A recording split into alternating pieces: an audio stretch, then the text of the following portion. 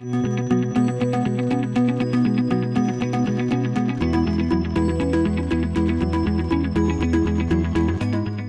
ahead and get started. In the essence of time, I know all of your time is valuable. So tonight I will be presenting the second quarter numbers for the city of Portsmouth as it relates to our crime. We'll also have some conversation about some of the public safety initiatives. I'll provide an update on our CALIA accreditation, and then finally we'll close out with a brief discussion on our National Night Out. Now, so we're going to start out with our crimes from property crime, and these are our numbers for the second quarter. So the second quarter is April 1st to June 30th of 2025. And these numbers are in comparison with that same time frame of 2024. So as you will see, as is going a national trend across the country, but also within our region, that our numbers as it relates to our crime, property crime specifically, are trending in a positive direction. The most significant of those crimes happen, in my opinion, is the motor vehicle theft and the shoplifting. These two crimes for us obviously have been a challenge. Motor vehicle theft as it relates to individuals leaving their vehicles unlocked. Also the TikTok Hyundai challenge scenario that we had going on where people were using USBs to break and steal cars. And so, of course, we did what we could to kind of mitigate that with partnering with both Hyundai and Kia to provide our citizens with vehicle locks and things of that nature. When we talk about shoplifting, obviously we know that that is a big issue for our retail crime, especially when we start talking about our big box stores like Walmart. Obviously, we've had some challenges with our ABC stores, and to the point where some of them have been switched over to counter stores. And again, I know it may not be necessarily the most appealing, but when it comes to providing an experience where the merchant isn't losing product, again, it is incumbent upon them to safeguard their merchandise as much as it is for us to try to assist them. And so again, we're looking at a 23% reduction in that. So again, as you can look, that we're trending down in those numbers, and again, very positive.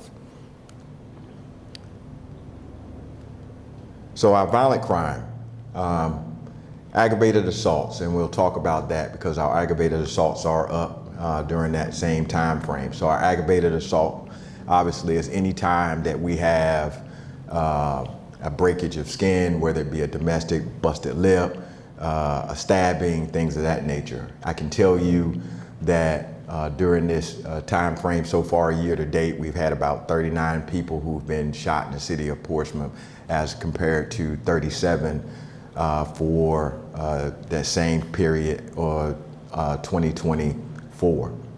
However, the rest of our numbers are trending down in a very positive way. And of course, the one that gets the most talked about, unfortunately, is our murder and homicide. Year to date, we are about 45% down during that time frame. 6 this year versus what we had 11 last year. And of course, our robberies are decreased about 50%. So our total property crime for this time period, we're at a 21% reduction, and our goal for the year was for us to have a 20% overall reduction. So we're trending in the right way to hopefully be able to hit that mark. But again, it's less about the numbers and how people feel as it relates to crime. Do they feel safe in the city? Are they seeing things? And one thing I can say and thank the citizens for is not only speaking out when they see things and calling and us being able to utilize the technology to be able to assist with some of these arrests, but also continue to partner with us to help us drive these numbers down. Again, public safety is a community responsibility for all of us to be able to try to address. So year to date, the way we're looking right now, year to date, and that is January 1st up until, and these numbers were run on Monday, we're at an overall 17% reduction in crime.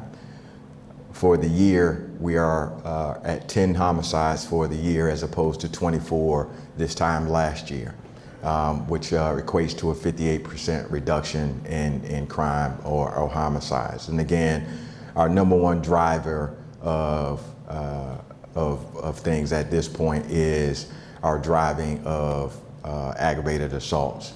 You'll see at the very bottom here that there is about 400, just over 400 less crimes this year than there were last year and during this time frame. So again, all those things are positive as we report out our numbers on that. So we'll talk about some of the initiatives that we've taken upon in the police department to kind of assist with not only addressing crime, but addressing some of the other offenses that often come up, those quality of life things that we often get complaints about and calls for service, things of that nature. So the first one we'll talk about is a new group called the SAVE Unit, and it's the Strategic Anti-Violence Enforcement. So traditionally when you have something that's small, and I'll say small, when you have a brandishing of a firearm, where that means somebody takes a gun and points at another person, or a person feels threatened by a firearm. Traditionally, that would fall upon the citizen to go out and seek warrants because it was a incident that was committed not in the presence of a law enforcement officer. Those situations historically usually lead to a larger situation. So someone pulls a gun on someone today, tomorrow it lends into someone's car getting shot up and potentially even something bigger. So what we've done is we've started with those very low-lying crimes such as brandishings, and now taking that onus off of the citizen to be able to go, and we're following up on every single lead as it results to a gun crime, and specifically targeting those who are likely to retaliate on situations that have happened. So our shooters, the one that we know specifically have a propensity to retaliate, those gangs and things of that nature, and we're trying to get in front of them to deter those actions. To date, since April, we've been able to decrease those incidents by about 50%. So we are yielding some benefit from that. So again, this is a new unit that's probably been in effect probably for about the last 120 days. So here's another big one for us. Is a monthly problem solving that's spread across the police department. So what does this look like? So frequently we get complaints from everything from homeless to loud music to speeders, and those complaints generally fall within specific units. Obviously, because of staffing, those things are harder to deal with and they fall on fewer shoulders. So one of the things that we've done is we've tasked every officer with identifying problems within the agency and attacking those problems from at their level. So something as simple as we've noticed that we might have a homeless encampment in a particular area. That officer is tasked with not only addressing that issue, maybe enacting other services such as behavioral health or social services, maybe partnering with one of our nonprofits or CBOs to be able to address these situations. Now, that goes to the heart of problem-based policing, and again, trying to address those situations at their lowest lying areas. Obviously, I can't address every single complaint that comes in. So it's really important that we spread these across the organization and then enact those opportunities for us to, some things fall in code enforcement, some things fall in zoning, some things we might have to have some assistance from our sanitation folks to be able to help us address some of these issues. So it's really about us trying to foster a better working relationship with our partners, both within the city and outside. So Power Engage, we talked about this for a little while, and we're able to launch this July 1st. This is relatively new technology. So Power Engage links into our CAD system. So if there is a call for service based on one of our existing crimes, what you will get is a text message, okay? That text message will say, we received your call for service, it's been logged, and that an officer will be en route to you shortly. Once that officer is en route, you will get that officer's name and when and that they're on their way. And then once that officer is there, that officer obviously is tasked with addressing all of your needs and concerns as to their best of ability, all right? And then after that call is completed, you will receive about an hour or two, you will receive another text message asking for you, how was my service, okay? And so what this does for us is it gives us an opportunity to measure and really look at our response and how we're doing.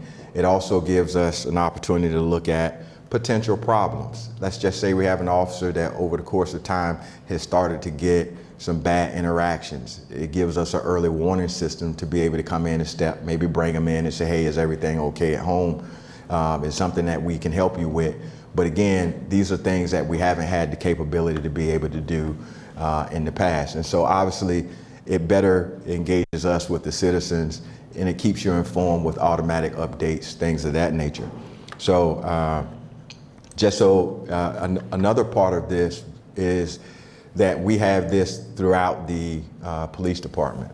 And so it gives us an opportunity for our officers to see some of the comments that are being left for them throughout the department. See, oftentimes in law enforcement, everybody wants to focus on the negative. But what I can tell you is that our folks are out there doing their job. And these are random folks that are leaving their responses. And so to dive in deeper, these surveys that go out, it actually puts numbers to this. So you think in terms of since July 1st, we've sent out over 1,800 surveys. And of that, we've had over 500 responses for almost a 30% response rate. Most people can tell you that's pretty good. And so when you look down here at our satisfaction rate overall, right now, we're standing at 82% as a police department. Now, again, these are real numbers that I can put that most folks now, as we're looking at our response, these are how they're viewing this police department. Now, again, these are something for me to be able to go and not only talk about with folks that might be having some issues, but also those ones that are out doing a good job, be able to say, hey, your surveys, you had 10 calls and every single one of them rated you as doing great. That helps us with our evaluations and things of that nature. And again, these are just some of the comments. Obviously the ones in red, those are the ones we need to pay attention to. They go to a supervisor and things of that nature. The ones in green, those are the ones that obviously were favorable, and the ones in yellow were semi-favorable, the ones in black were neutral, okay?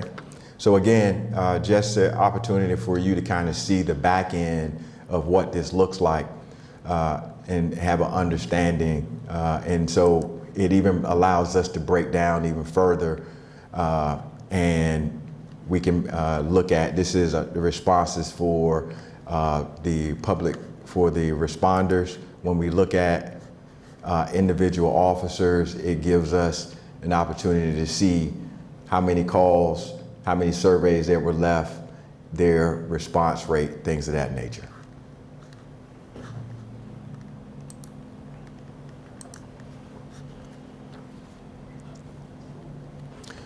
All right, so I'm going to talk about Portsmouth United.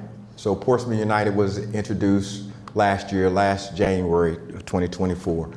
And this was our, we introduced a citywide response, a community violence intervention program that we utilized funding that was provided to us by the state from the Safer Communities grant.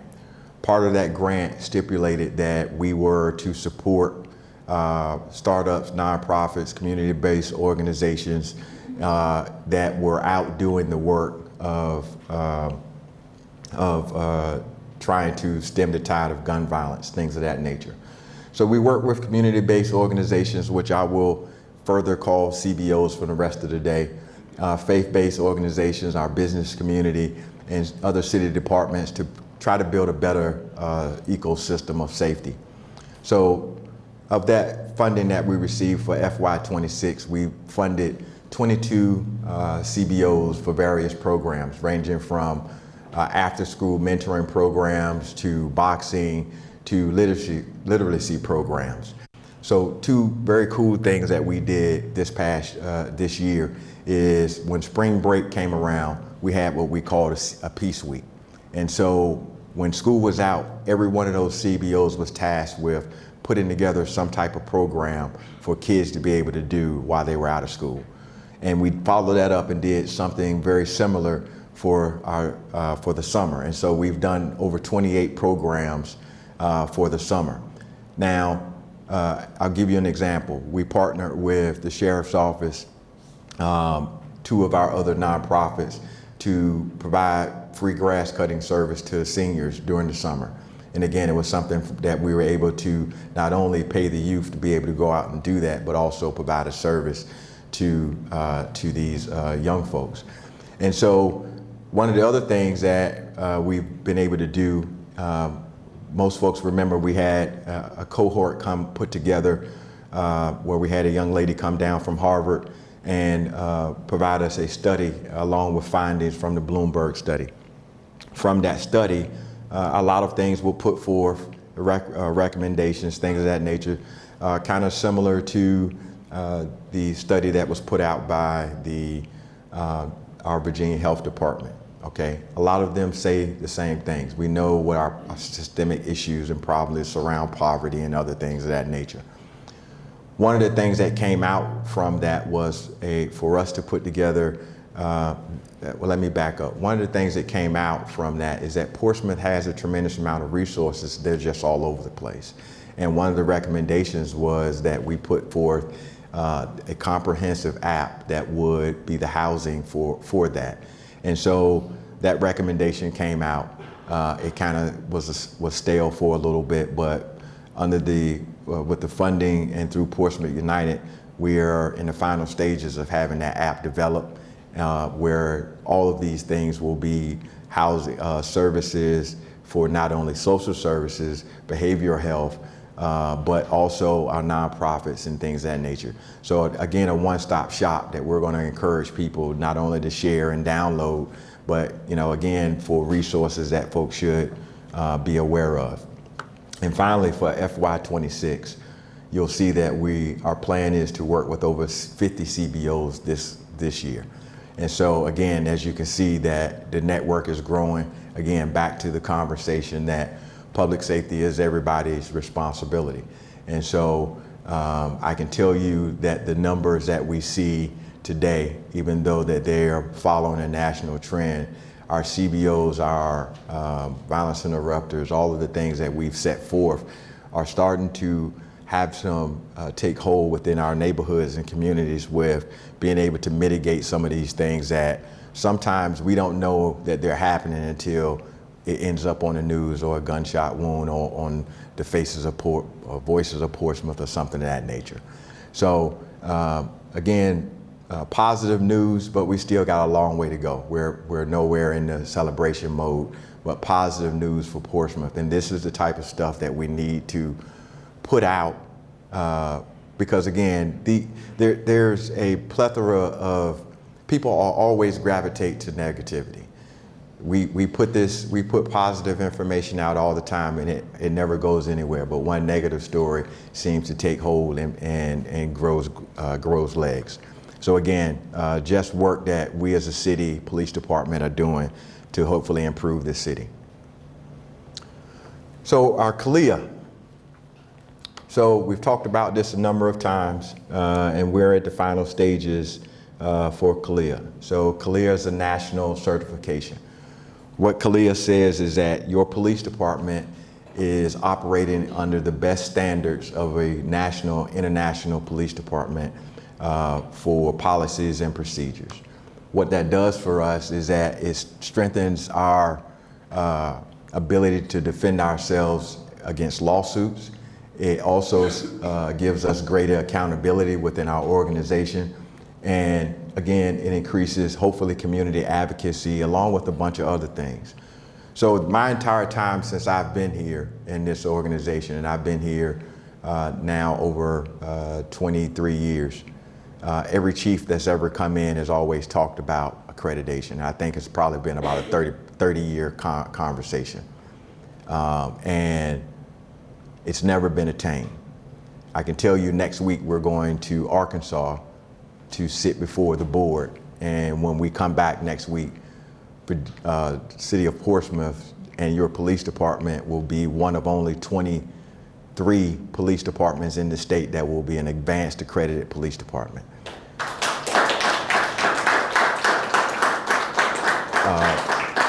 Thank you. That is a credit and a testimony to the resolve of the folks that work here. They really and truly did the work that was necessary to get us here. And I think the biggest part was they needed to start to believe in themselves. They were always been a good police department. This little stamp just shows us what we've always known. And so I think that is something that really is going to deserve to be celebrated once we obtain it. Finally, in closing, next Tuesday in Freedom Festival Park, we will be having our annual National Night Out. It is our opportunity for police, law enforcement, public safety, and the community to come together to say to those that would try to wreak havoc across our city that you are not wanted here, and that we're going to continue to do everything we can to make our city safe. And so we have a number of vendors that are going to be here during this time. We ask that you come out, that you invite your friends. There'll be fun music, games, but it's really an opportunity. The intent is for us to get out and connect. Let's have those conversations. Sometimes they're good, sometimes they're bad, but one thing that I do know is leadership is a contact sport. And it's about engaging, re-engaging, and continue to engage over and over again. And so, again, this is just a good opportunity for us to have a conversation and it's not a call for service. So I really hope to see you there. If nothing else, go to our page, download it, and share it to get the word out. Again, we'll be there from 3 p.m. to 8 p.m. All right, I'm going to open the floor up for any questions that we might have. Yes, sir, Mr. Cox. For concerned parent. Okay. When your son is murdered, Mm-hmm. and you go to his house, and they call you 2.5 hours after your son's murder, even though you're 5 minutes from him, first officer on the scene is friends with the roommate of the murdered son. What should that officer just disconnect himself? So, Mr. Cox, you and I have had a number of conversations. Let me say this to you, sir. I'm really sorry for what happened to your son. Okay, and if I had the ability to address your son's suicide, I would. But guess what? I can't, sir. So and listen. one question. Yes, sir. That happens. Yes, sir. Police department does not talk to neighbors. They Yes, don't sir. search outside the house. Yes, sir. They don't find a bullet. I go there 8 hours later, and the mother's cut the floor up, painted walls, the mother of the roommate, and J.D. Thomas, I asked him straight in front of you. So you're telling me you went to my son's murder, and you left there hours later, and I asked Thomas, so you're telling me you went there and you just believed everything that single person in that house said, and that's the end of it? And he said, that's the end of it. And then I looked at you and you said, I said, would you accept that if that was your son? And your exact words was, you heard what he said in a bad manner. You heard what he said. Mr. Cox. I don't have anything else to say. I'm leaving. I wish it was a- No, you've got I no would- dignity. I wish You're it- pathetic and you're a coward because you know my son was murdered. And you I do wish it was a nothing way I about could it. take Call that it hurt away suicide. from. Don't say suicide. Yes, sir. You know damn well he killed himself because he come up to me and said, I'll kill you too. Yes, sir. Yeah, yes, sir. Just remember karma. Yes, sir. I won't bring it, but one day in your life, you're going to understand that karma. You covered up my son's murder. Yes, sir. You're pathetic with no dignity. Yes, sir. Yes, sir. Yes, sir. You're pathetic. Unfortunately, leadership, again, I'm not going to please everybody. I'm not going to, I could have ended that a little bit earlier, but that's a hurt father. And there's nothing that I can say or do to bring his son back. Unfortunately, during the course of my time here as in law enforcement, I investigated a number of violent incidents, many of them suicides. And I can tell you that that is one of the hardest crimes for I won't call it a crime because that's a person's right, but it's one of the hardest things for people to accept. Years ago, we didn't talk about suicides. Today we do. And whether, I won't go into the logistics of the case, but it is a closed case. Obviously, if there's anything additional that comes to light, then we'll do everything we can to address that. But we've had independent outside resources look into that, and we've done everything we could to bring that to answer. And so I just wanted to give you some context to that. Does anybody else have any more questions? Yes, ma'am. Chief, thank you for these wonderful updates. I think everybody in this room is feeling very optimistic about the direction that you all are taking, particularly the programs are wonderful to hear. Do you have a sense that this movement forward is helping you all with recruitment? Where do you stand on this? Recruitment is tough. I just left a leadership panel in Newport News before, and that was one of the topics. This is a tough profession to get into, and I think that everybody realizes that today that anyone that's in business or runs a business, that our workforce has kind of shifted. Their mentalities have shifted. What they're looking for in life is kind of shifted, and it takes a different person to do this. 12 hours a day, sometimes more, in some of the things. So while we still get steady applicants to come to the department, not every single one is going to cut the mustard.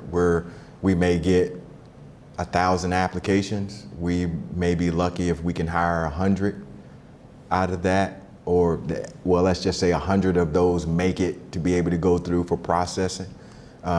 So while I say that, I think people take the fact that we're short as desperation, that we're going to take anything. So again, if you know that you're not going to make it through the civil service process, don't even apply. That's just wasted time for us trying to go through looking for the viable candidates. But council has been very forthcoming about the priorities for the city as public safety, and they've really done what I think is best to be able to help us move forward. But again, this is just the constant, this is the struggle that we have. And so hopefully it's not our new norm, but it is definitely a challenge. I think we'll see if some things down the road don't help with recruiting. I won't go into what that might be, but we'll see what happens. Yes. I'm sorry, can you hold 1 second so we get the mic to them so they can hear it on the live stream?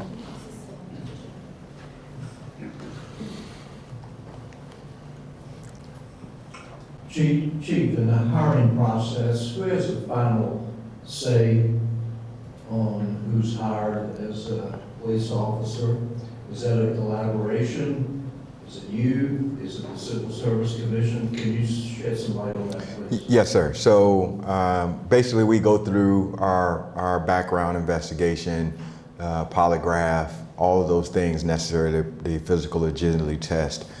When we get to the end, I will have an opportunity to review the application and along with several others and then make a recommendation. From there, that recommendation goes to the civil service. Civil service basically is the final say as to whether or not we're able to hire a person. There have been people that the police department has said yes, civil service has said no. And then that applicant has an opportunity to come for an appeal. And then they'll come before the board and give, hey, this is whatever issue they may have had or not had. And then I may have an opportunity to say why I'm recommending. But ultimately, the civil service has the final say as to who gets hired here. Do our sister cities have the same process? Meaning, do they have a civil service commission? No, so civil service is an old system. And obviously we understand at the time why it was put into place as equitable, trying to get folks in and making sure that there were guardrails in the hiring process. But I think there's a lot of federal and state legislation now that protects folks as it works to EEOC and so on and so forth. And so some of those things as it relates to civil service are just antiquated. And also with the potential for collective bargaining, imagine having both of those two things now to have to try to navigate. I think that that is something that, in my opinion, it needs to be looked at as to whether or not we continue along with that. And again, that's just from my standpoint. I do believe that obviously if I say a person should be hired, they should be hired. Trust and believe, we've done our due diligence. I'm not trying to bring a problem onto this organization that ultimately I'm gonna be responsible for. So we check, recheck, and recheck again, and we put forth, and then just because we hire them doesn't mean they're gonna make it through the academy, doesn't mean they're gonna make it through field training. So there are a lot of other safeguards that kind of get there before they even get to a point to put on a uniform and try to serve you as citizens. Thank you for shedding light on that, Chief. Yes, sir. Any more questions? Yes, ma'am. Thanks again, Chief. I know you were working to connect with Civic League leaders on a regular basis. How is that going? It's tough. I'm hoping it's going to improve during once the summer ends. So every fourth Thursday, I have a virtual meeting with Civic Leagues because obviously it's hard for me to bounce around to every Civic League across the city. And so it's intended for presidents and vice presidents for us to talk about challenges, issues, potential solutions, and then for me to give information just like this so that we can stay connected on what's going on. Generally, we have about 2, maybe 3 folks that log on regularly, and so I'm hoping that it will take hold. We put out a tremendous amount of information. I can tell you just as a department, you know, and sometimes it just amazes me that a lot of that information just falls, you know. But again, we're going to continue to keep pushing it out because it's important to try to educate folks as much as possible. All right.